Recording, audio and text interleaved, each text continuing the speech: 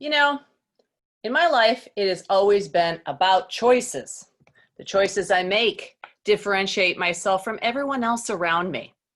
Now, we all wish we had a genie in a bottle that would give us exactly what we want. Guess what? We have that.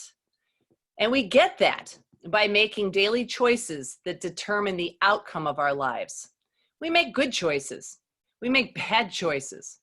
We make choices we're not proud of, choices maybe we're ashamed of. We make choices that sometimes we wish we didn't make at all. And of course, choices that can change the entire trajectory of our lives, both good and bad. Well, here's the good news about choices. You know, in Silicon Valley, they have a saying, fail fast and fail often. You do that by making choices over and over and over again. Yeah, it would be wonderful if I could hop into a DeLorean well-equipped with a flux capacitor and go all the way back to 1995. Hey, maybe I go ahead and find Jeff Bezos up in Seattle somewhere, agree to buy like 100 shares of Amazon stock. But guess what? That's not a possibility. As much as I wish it was, we'd all be on my yacht right now. There's a lot of armchair quarterbacks out there, and I used to be one of them. An old friend of mine had this saying that I have used for 20 years. It goes like this: you can't unring the bell. Once you ring a bell, just think about it. You can't unring it. The past is over. There's nothing you can do about what happened in the past. So why do we all think that we can get back there somehow? Through choice, you can create a new today that will ultimately lead to a better tomorrow. You got to choose.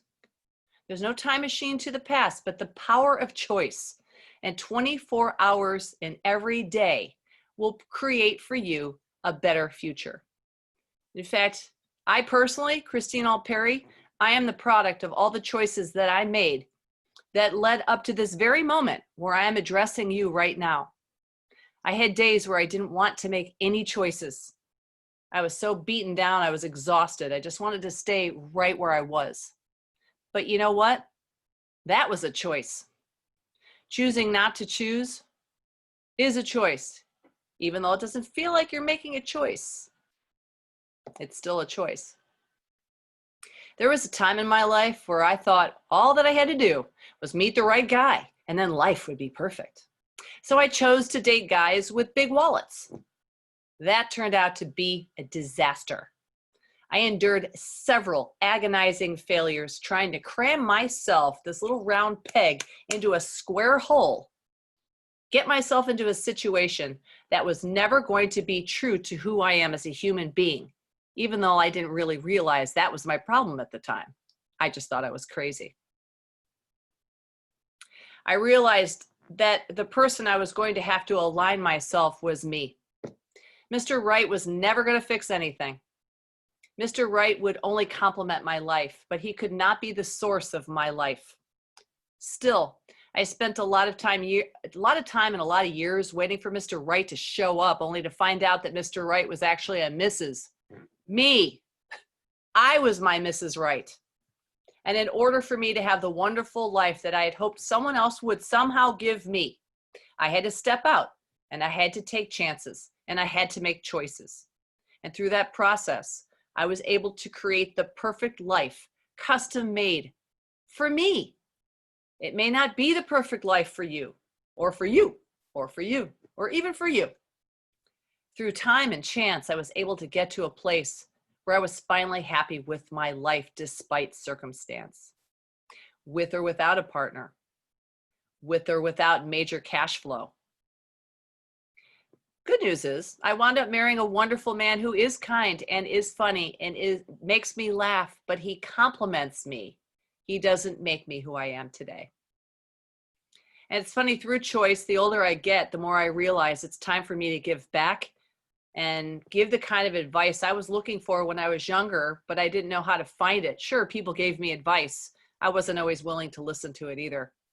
So the only advice I'd like to give to anyone would be work on yourself first and foremost. Make the kind of choices that are life-changing and life-enhancing. If you do all that, the rest of it will fall into place. Take any kind of pain you're going through, try to turn it into a purpose. You could take all those failures, learn from your failures, and then turn them into something that will drive you towards the person that you want to be, the kind of person you'd like to hang out with. Failure may seem inevitable. Choosing to act is not failure. So choice is so imperative. Start with a choice, any choice, little choices. If you don't know what to choose, just choose a little choice. Like, what kind of coffee will I have today? Great, you chose something. What am I going to choose on Instagram today? Great, I'll choose that. Make it positive. Make it something your mom would like to see. A choice, followed by a series of actions, solidifies a soul. And here's the good news. Then you get better at making choices. You become less fearful of doing it wrong.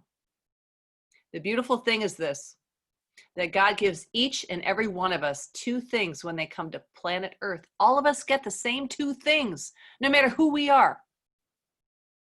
Everyone gets 24 hours in a day and the power of choice. This is also called free will. So choose today and tomorrow and the next day. And as the poet Rilke says, live the questions today, and one day you will eventually find that you have lived your way into the answer. I hope this is helpful.